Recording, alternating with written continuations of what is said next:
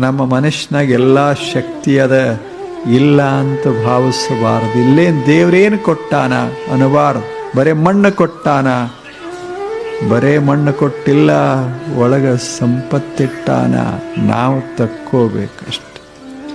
ಬರೇ ದೇಹ ಕೊಟ್ಟಿಲ್ಲ, ಬರೇ ಮನಸ್ಸು ಕೊಟ್ಟಿಲ್ಲ, ಅದೇ ಮನುಷ್ಯನಾಗ ಅದ್ಭುತ ಸಂಪತ್ತ ಇಟ್ಟಾನ, ಜ್ಞಾನ ಸಂಪತ್ತ, ಸೌಖ್ಯ ಸಂಪತ್ತ ಇಟ್ಟಾನ, ತಕ್ಕೋಬೇಕಲ್ಲ. ಯಾರಿಗೆ ಕೊಟ್ಟಿಲ್ಲ ಹೇಳಿ? ಹೊರಗಿನ ಭೂಮಿ ಸ್ವಲ್ಪ ಹೆಚ್ಚು ಕಡಿಮೆ ಇರಬಹುದು, ಒಳಗಿನ ಭೂಮಿ ಯಾರಿಗಿಲ್ಲ? ಎಲ್ಲರಿಗೂ ಅದು.